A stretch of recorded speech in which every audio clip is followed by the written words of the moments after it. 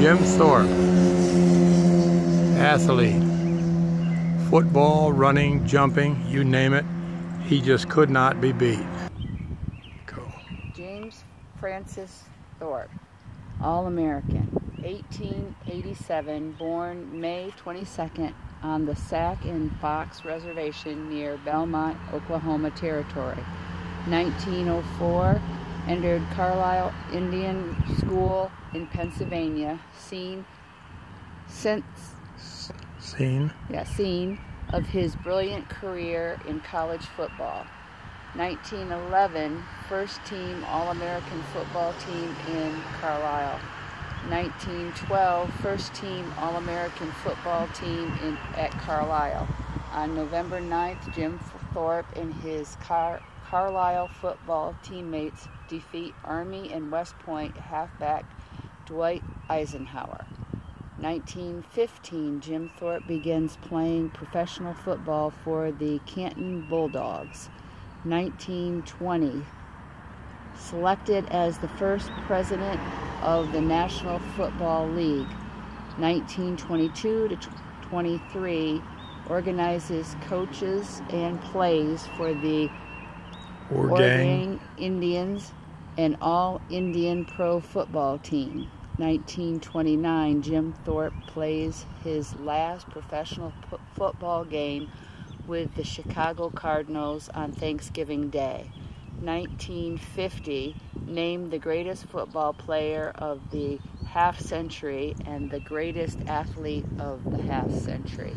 1953, Jim Thorpe dies on March 28th at Momenta, California. 1954, the National Football League establishes its most valuable player trophy, naming it in honor of Jim Thorpe. The town of Munchunk, Pennsylvania, becomes the final resting place of Jim Thorpe and is renamed in his honor. 1963, Jim Thorpe is named a charter member at the founding of the National Professional Football Hall of Fame, Canton, Ohio. 2000, ABC Worldwide Sports online poll names Jim Thorpe the greatest athlete of the century. In 2001, November 20th, national unveiling of General Mills Inc. Wheaties cereal with Jim Thorpe's picture on the box. Still here at the Jim Thorpe Memorial in Jim Thorpe, Pennsylvania. This is another monument dedicated to him. It's right on the edge of the road, so pardon the background noise and the pronunciations. You have to realize I am public school educated. Jim Francis Thorpe, gold medalist, 1912 Olympics, Stockholm, Sweden. Pentathlon events, he was in the broad jump, javelin, discus, 200-meter dash, and the 1500-meter dash. Decathlon events were the 100-meter dash, running broad jump, spot jump, running high jump, 110-meter hurdles, 400-meter run, he must have been tired after this, discus, javelin, pole vault, and 1500-meter run. Thorpe finished the decathlon with an incredible 8,412.96 points out of a possible 10,000 points. His nearest competitor was only 7,724.5 points. His total points at the decathlon were recorded and stood for 10 years. Only Olympian ever to win the gold medal in both pentathlon and decathlon in the same Olympics. Sweden's King Gustav distributed the gold medals. Gustav shook Thorpe's hand in a solemn manner and uttered the famous compliment, "Sir, you are the greatest athlete in the world." Jim Thorpe, almost speechless with modesty, said to have blurted out, "Thanks, King." Here's a sculpture made and dedicated to Jim Thorpe as the path lit up by the bright light of the night of a bolt of thunder and lightning. Before the turn of the century, a star rose to prominence and radiated with so much splendor that nothing was able to eclipse it. In the late spring of 1888, a star was born, not in the heavens, but in one-room cabin made of cottonwood and hickory in the plains country of Oklahoma Territory, Indian Territory. The time was 6:30 in the morning of May 28th. The 9.5-pound infant, member of the Thunder Clan of the Sac and Fox tribe, was called Wathohawk, which meant bright path. The word was forever, to the world he forever became known as Jim Thorpe. With most Indian tribes, in the custom was the mother to name the newborn child after something notable in the experience of birth or just after birth. Since his mother, Charlotte, gave the birth of Jim shortly after the sunrise, her first sight upon looking out through the bedroom window was the pathway lit with reflective sunlight leading up to the house, hence the name Bright Path.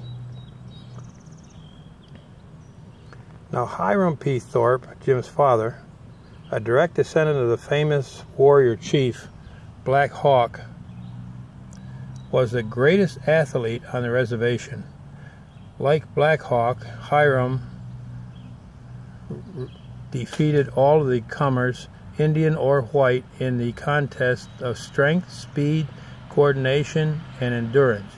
Jim beamed with pride as he recalled, "My father was undisputed champion in sprinting, wrestling, swimming, high jumping, broad jumping, and horseback riding." When Jim led follow the leader, the followers were in a grueling experience that included swimming rivers, running under horses, climbing hickory and tall cedar trees, getting on top of, swinging there, and leaping on the ground. He was in bed every night at 9, not because he had to go there, but because his day's activities were usually tiring and wanted to be there. And I slept until they called my name to go to school.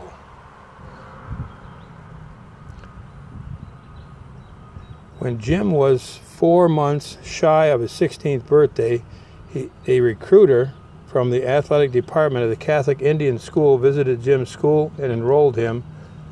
Soon Carlisle was racing along its own bright path to athletic prominence. Now this is another sign telling about his Carlisle, Pennsylvania years in football. There's a lot of reading here, so you're going to have to come and read it for yourself. Army's left halfback said he was able to do everything, anything anyone else could, and he could do it better. There was no one like him in the world. A halfback named Cadet Dwight D. Eisenhower. Kyle Crichton of Lehigh University said, "Do you know how they call the signals on the game? They'd line up and Jim would yell, 'How about through the left tackle this time?' And off they would go right through the left tackle, same spot he said. Next time Jim would yell, 'Right end, hum,' and away they would go again. After a few times we would realize they weren't kidding and rushed all the defense to that side, but it never did any good." These are his Carlisle football years. Here's another sign describing the 1912 Olympics. He tripled the score of the runner-up in the pentathlon and finished 688 points ahead of his nearest competitor in the decathlon. Jim's Herculean fear of sweeping both the pentathlon and the decathlon, and his score in the former will never be matched. After the 1924 Olympics, the pentathlon was dropped from the official program. "I did not play for the money," he wrote, "but because I liked to play ball. I was not wise in the ways of the world. I hope I would be partly excused because of the fact that I was simply an Indian schoolboy and did not know all about such things. I am very sorry to have it all spoiled in that way, and I hope the Amateur Athletic Union and the people will not be too hard in judging me." And one of the interesting things, they shipped him over on the USS or SS Finland, bound for the Olympics in 1912, but this is him practicing running all the way across the ocean so he could keep in shape.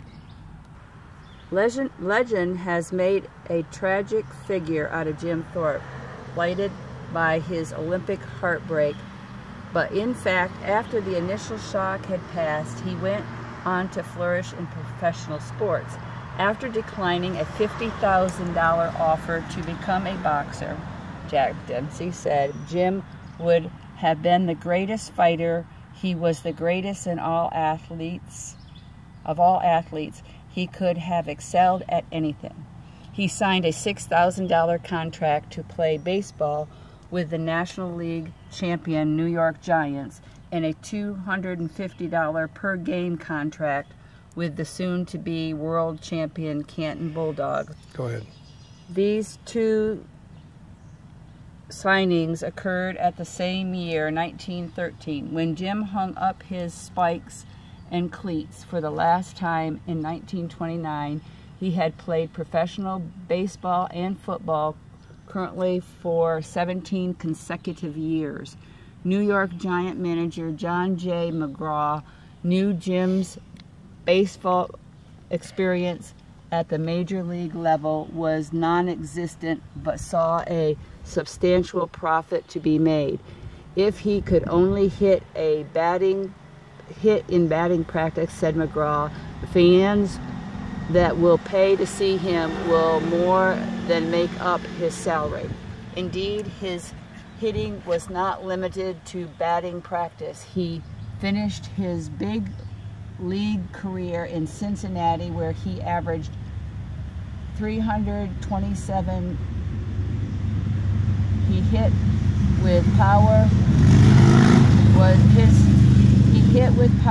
Was a sure-handed outfielder with a strong arm and was one of the fastest men in the game. Jim's professional football years were marked with spectacular success. For the next 7 years, he captured the Canton Bulldogs to 6 titles.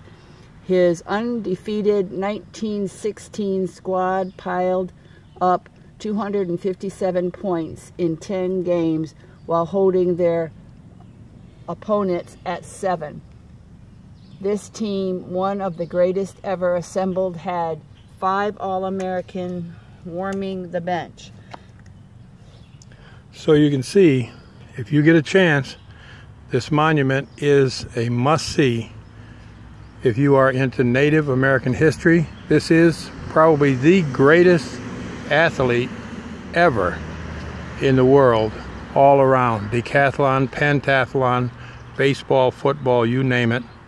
He's one of the greatest. Jim Thorpe. Must see.